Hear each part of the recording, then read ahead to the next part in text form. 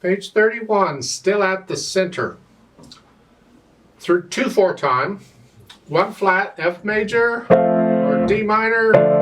Well, look at the end. The last couple measures are here. It's an F chord. I'll say it's an F major. All the B's are flatted.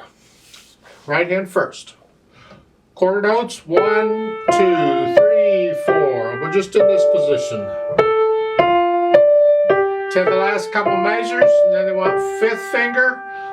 You can, 4th finger is fine, because it's quite a thing to scrunch up that much for 5th finger for big hands. So 4th finger will work. You just do 4, 2, 1. You just thumbs working both. That's fine. Then lift up between phrases here. Lift up, and then do that again. Now come up. Thumb on the A, because you got to go up to a G.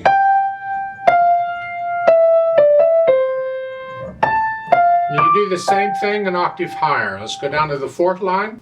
It's the third measure over. You're here, and it's here. Cross over. Connect this and this, and then cross over again here. So it's. Now they have a slur there of a phrase thing, so it's here. Pedal's going to cover that all up, but I like to finger it legato if I can anyway, and here I can. Cross. And then at the end, you do need 5th on that F, because you're going to hold that down as you play the B flat, and then you do the both here at the end. Left hand. Now, remember there's different ways of fingering things. They may have suggestions in the book, and they're fine. You can follow them. I have other ideas, and I will present them, and you can try those out and see what you think. You may have other ideas. That's okay. Just once you decide on a fingering, pencil it in if it's different than the book, and stick with it. Here at the beginning, I'm going to start with 4th finger, not 5th. And the reason for that is the last 2 measures of the first line, there's a D involved, and I want to save the little finger for that. So I'm doing here. 1 and 2 and 3 and 4 and 1 and 2 and 3 and 4. Then I can go here. And for the last D in the line, I want to use 4th finger again. So it's 5, 1, 4. Now if your hand's too thick, you can't get in there, you have a problem.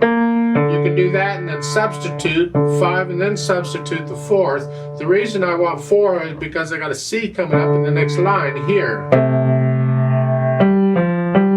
And the second measure, I just stay right there, 2nd finger on that G. So I can use 3rd finger on the F again, sort of like at the beginning. So the second line, it's here. Staying right in here and covering all of it. You got really little hands, you can't do that, then their fingering in the book is probably better. You have to move around a little more. Then at the end of the second line, you're here, and then you just go on down. Because you're alternating it, it doesn't matter on the fingers. You just, whichever finger's there, use it. And then for that, this is the 3rd line down, 4th measure, the C, that other C, I would suggest maybe 3rd or 4th finger. This puts you in position to come, you got to hold the B flat down. Remember treble clef here? You're holding both of those down, and then the next line it's here, and then B flat again, and then C. And then we get our bass clef back. And then 1, you can do, they're saying 4, 1, that's good, because the B flat is tied. This is the last line. 2nd, 3rd measure. 2nd measure, the B flat's tied. You're not going to play it again. Hold it down. And then play the C here. And then you lift up and move down. I use 2nd finger on that C because I got a D in the next measure. And you hold the F down as you play the D. So it's 1 and 2, and then here, and then 5, 2 at the end.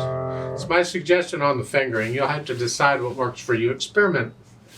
Once you've got it worked out and it's sort of flowing, then try putting the hands together. It's like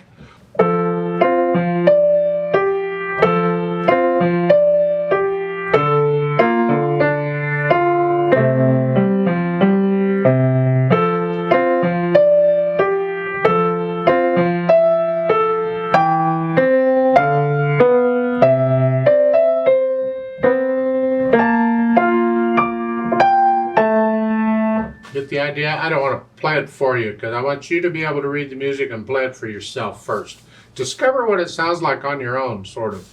Articulation-wise, just play it legato. You can lift up between the slurs. I wouldn't worry about it too much. The pedal covers everything up. But it's...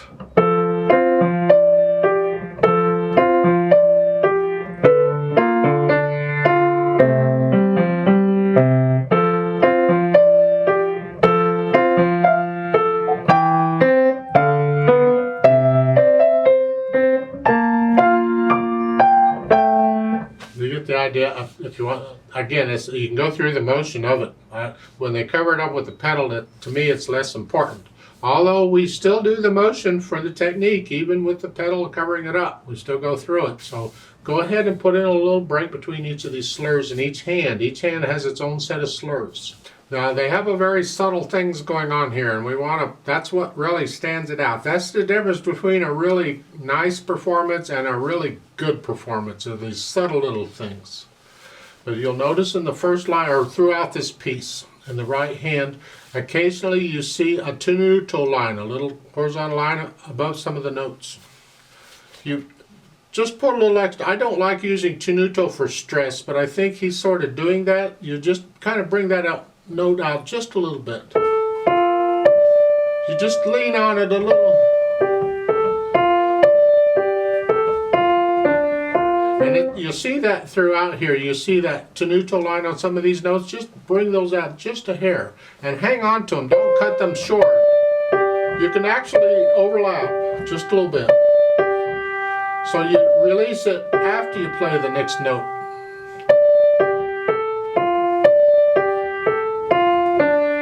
Another way of doing it. Dynamic wise, it starts out soft. This is the right hand here, soft. Left hand should be very soft. And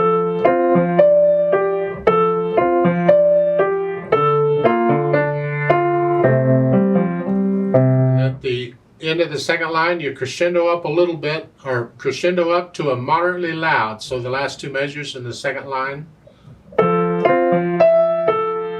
That's moderately loud in the right hand. The left hand only comes up a little. It's still soft. And you diminuendo, go back down. And you slow down. Now it's very soft in the right hand. The left hand is super duper soft.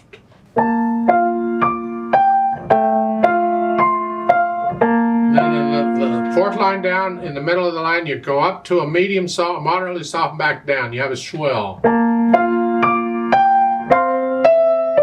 then down to a soft.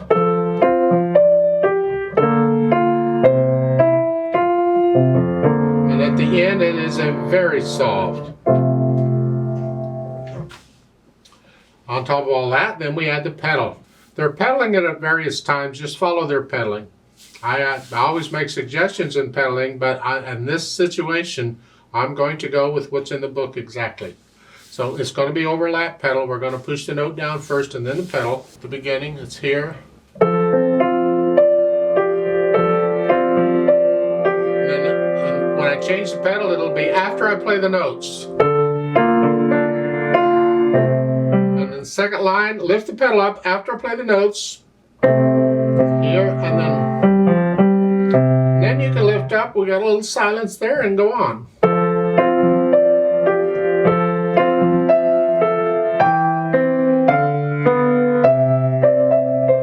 And here in the third line down in the second measure, right after you play the second beat, lift the pedal up. So it's. And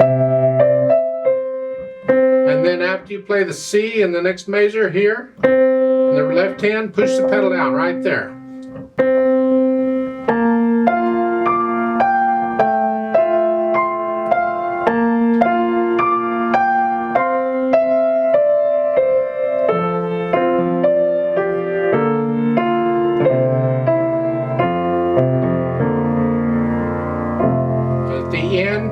the hands come up at the same time.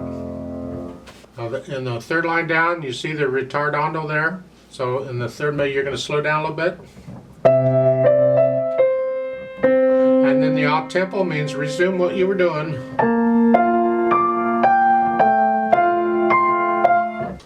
As far as speed goes, I think about as fast as I've been going here, somewhere in that range. It doesn't have to be exact. You'll have to decide what you think. Get to know the piece and feel the dynamics, feel this articulation, feel the speed, feel the piece. That's where it happens. Turn it into music. I like to play it with you slowly to double check the notes and the rhythms. I'm not going to do the dynamics. So I'll give us 2 counts and let's do it together slowly.